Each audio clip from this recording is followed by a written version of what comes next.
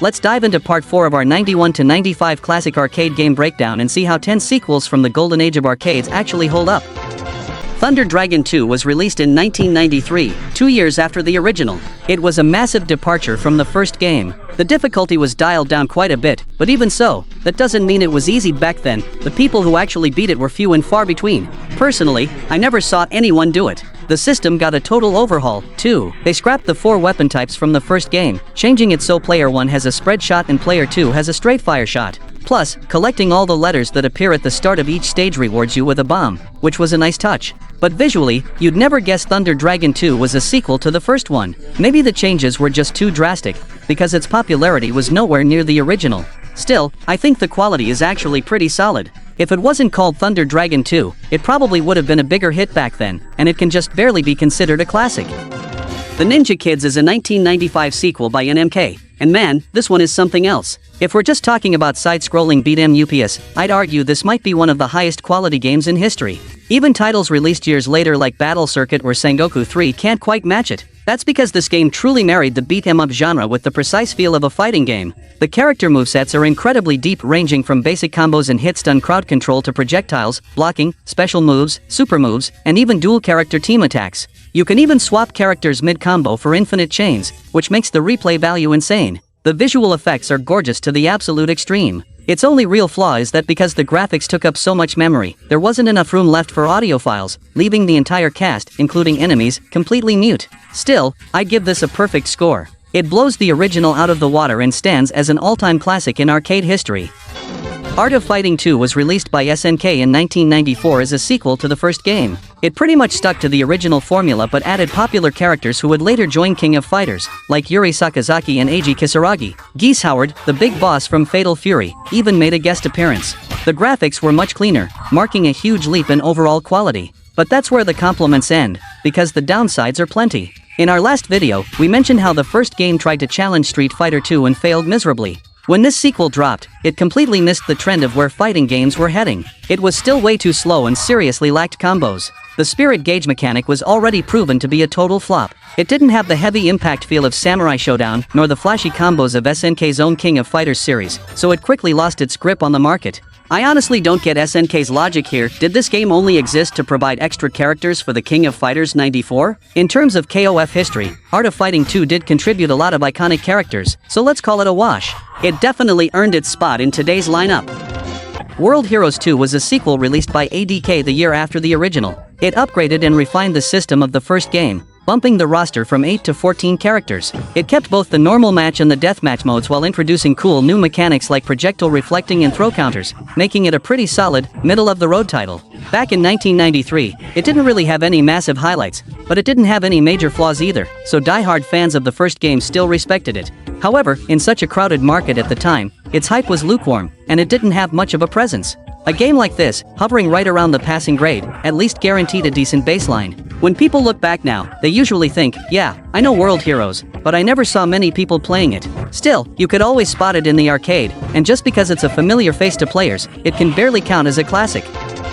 The full title of this next one is Teenage Mutant Ninja Turtles: Turtles in Time, released in 1991 as a sequel to the original. Back then, its impact in China wasn't actually that high. The first game blew up instantly because of the hit cartoon airing across the country, but it died down just as fast because it was brutally hard. Thanks to that, many arcade owners were burned by the first game and refused to import this sequel. In reality, looking strictly at the game itself, the quality was an improvement over the first, but it was still way too hard. Konami just doesn't seem to have the DNA for beat-em-ups. They took so many classic IPs like Captain America and the Avengers, X-Men, and TMNT and basically ruined them one by one, making them downright terrible. The awful hit detection in both TMNT games, combined with the lack of a health-draining desperation move to clear enemies, made me feel like anyone playing this was just getting ripped off. It's a textbook example of a game that's punishingly hard and just not fun. The only reason it's called a classic is because the TMNT cartoon holds such a massive place in our childhood memories. That's it.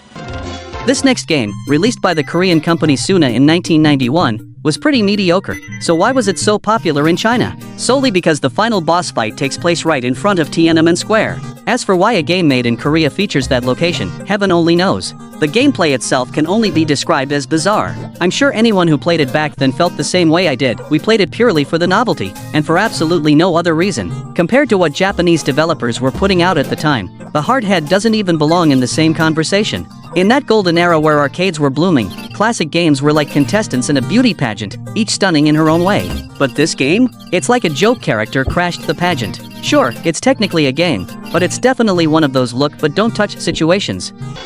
Aero Fighters 2 was released by Video System 2 years after the massive success of the original. To be fair, the game quality is good, but it never reached the classic status or the cultural impact of the first one. The main reason was that the original dev team had a falling out with upper management over creative differences and walked out to form Sikio. Without the original crew, the sequel naturally felt like it was missing something. This entry largely recycled the first game's design. Your firepower still downgrades after hitting max level, and there are still 8 playable characters.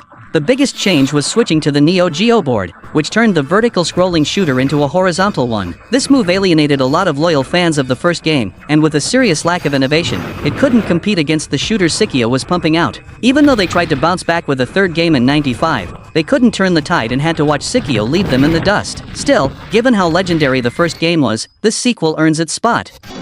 Raiden 2 was released by Seibu Kaihatsu in 1993 as the successor to the original Raiden. Now, this game was an absolute powerhouse, and its quality was a massive step up. Honestly, the first Raiden was already an arcade shooter icon, but Raiden 2 was a masterpiece that easily ranks in the top 5 of arcade shoot-'em-up history. Even though they dropped the dual-player weapon combining feature from the first game, they added the plasma laser. Back in the day, that laser effect looked incredibly cool. It would lock onto a target and melt it, and if new enemies appeared, it would bend to attack them without letting go of the main target. The bombs also got an upgrade, introducing a cluster bomb variant, making the mechanics tighter and the gameplay more varied. The story also cleared things up by establishing the red crystals as the alien invaders, making the vague plot of the first game actually make sense. A game this straightforward yet so close to perfect deserves a spot in the Hall of Fame.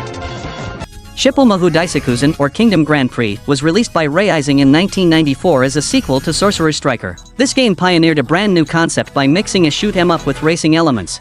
Players didn't just have to shoot down enemies in every stage, they also had to manage their flying speed, because your racing rank at the end of a stage affected the final ending. Difficulty-wise, it wasn't too brutal compared to other shooters of the era. While it didn't have the massive name recognition of giants like Sikio or Toaplan, it definitely had its own unique charm. It had a heavy manga art style, making it feel like you were playing through an anime, and the NPC interactions were super frequent. It's one of those games where if you bring it up, everyone remembers playing it, but nobody mastered it.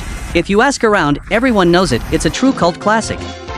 And finally, the ultimate heavyweight of this episode takes the stage, Street Fighter II, Champion Edition, commonly known as the Four Heavenly Kings Edition. Released by Capcom in 1992, this was a massive evolution from the World Warrior version. It allowed players to finally control Shadowlu's 4 boss characters and rebalance the entire roster to near perfection. If you mastered any character, you could rule your local arcade. This version officially crowned Capcom as the king of the arcade market. Looking at its historical status, this is arguably the only true god-tier game in arcade history, the undisputed #1 across all genres. Whether you call it a sequel to the original Street Fighter or a sequel to the World Warrior doesn't even matter anymore. This single game carried the entire golden age of arcades on its back and defined the foundational rules for all fighting games to come. Today, over 30 years later, it's still active on major arcade platforms. Countless pros still play it competitively, and millions of viewers watch clips on social media, reliving their youth. There are just too many stories wrapped up around Street Fighter II. It's a lot like our own busy lives, a rushed journey filled with joy, sadness, frustration, or confusion.